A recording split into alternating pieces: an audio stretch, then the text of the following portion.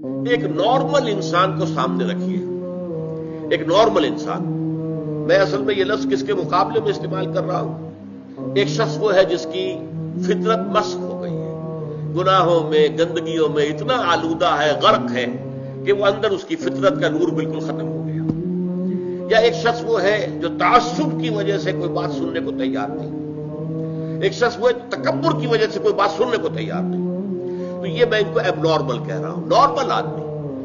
Normal آدمی فرض کیجئے کہ وہ بت پرست بھی ہے یا کوئی اور ہے، کسی اور مذہب کا اور نظریے اور خیال کا اور فلسفے کا حامل ہے، آپ اس کو کنورٹ کرنا چاہتے ہیں اسلام کی طرف، تو کیا طریقہ ہو؟ پہلے آپ کو اس کے ذہن کا جائزہ لینا ہوگا، اس کے ذہن میں خیالات کیا ہیں، اس کے نظریات کیا ہیں، اس کے عقائد کیا ہیں۔ سب سے پہلے آپ کو ان کی تصحیح کرنی ہوگی۔ غلط عقائد، غلط نظریات سے دماغ کو پاک کر کے صحیح جو خیال ہے اور صحیح جو نظریہ ہے اور صحیح جو حقیقت ہے، توحید، معاد اور رسالت کے اصولوں پر اس کے فکر کو تعمیر کرنا ہوگا۔ جب اس کے ذہن اور دل کے اندر ایمان بیٹھ جائے گا تو جو بری عادات، برے اطوار، برے اخلاق اس کے گرد چپٹے ہوئے تھے، جیسے پتجھڑ میں پتے جھڑ جاتے ہیں، وہ خود بخود جھڑ جائیں گے۔ یہ تزکیہ ہو جائے گا، یزکیہم۔ اب جب یہاں تک وہ پہنچ گیا ہے تو اب وقت آیا تعلیم کتاب میں عرض کر چکا ہوں کہ اس سے مراد ہے احکام، ڈوز اینڈ ڈونٹس۔ اب انہیں بتایا جائے گا بھائی اللہ نے نماز فرض کی ہے، نماز پڑھنی ہوگی۔ اب اللہ نے روزے جو ہے فرض کیے ہیں، رمضان مبارک کے آپ کو رکھنے ہوں گے۔ اگر آج چھوٹتے ہی اسے نماز کہیں گے، جیسا کہ ہمارے بہت سے لوگ کرتے ہیں اپنے بچوں سے، بھائی نماز پڑھا کرو، اب وہ یہ دیکھتے ہی نہیں کہ آپ نے جس تعلیم گاہ میں اسے بھیجا ہوا ہے وہاں تو اس کے دماغ میں کچھ اور ہی خناس پیدا ہو چکا ہے۔ اس کے ذہن میں ڈارونزم بیٹھا ہوا ہے، وہ سمجھتا ہی نہیں کہ انسان کیسے پیدا کیا گیا، تو ایک حیوان ہے، بس ذرا سا ارتقاء یافتہ حیوان ہے اور بس ختم۔ کیا خلیفۃ اللہ اور یہ کیا مسجود ملائک، کس بلا کا نام ہے؟ اس کے دماغ میں وہ بات فٹ بیٹھتی نہیں۔ اس کے دماغ میں مارکسزم بیٹھا ہوا ہے، اس کے دماغ میں فرائڈزم بیٹھا ہوا ہے، اس کے دماغ میں لاجیکل پازیٹیوزم بیٹھا ہوا ہے، یا کچھ اور ہے۔ یہ تو میں اپنے بچوں کی بات کر رہا ہوں نا، اس لیے کہ ان کے بت پرستی تو ان کے دماغ میں نہیں ہے الحمدللہ، لیکن یہ چیزوں تو ان کے دماغ میں ہے نا۔ تو پہلے آپ ان کے دماغ کی تطہیر کیجئے، ان کے فکر کی تصحیح کیجئے، ان کے خیالات صحیح بنیاد پر استوار ہو، تب کہیں کہ نماز پڑھو۔ ورنہ محض یہ نماز پڑھا کرو تو انہیں نماز نہیں پڑھی، ڈانٹ دیا آپ نے، اس سے کچھ حاصل نہیں۔ تو جو نارمل طریقہ ہے، پہلے فکر کی تطہیر ہو، اس سے اخلاق کی تطہیر خود بخود ہو جائے گی۔ برے اعمال کو برے نظریات سے غذا ملتی ہے۔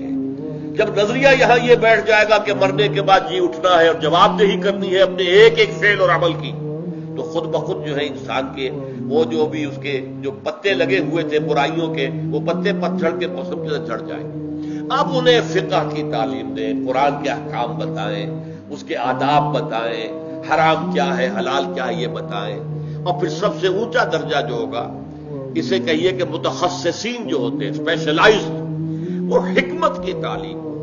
اور حکمت کیا ہے؟ ایک حکمت اصولی ہے، حکمت ایمانی، حکمت ایمانیہ راہم بخام۔ یہ بڑا عمدہ شعر ہے مولانا روم کا، چند خانی حکمت یونانیہ۔ کب تک یونانیوں ہی کی حکمت اور فلسفہ پڑھتے رہو گے؟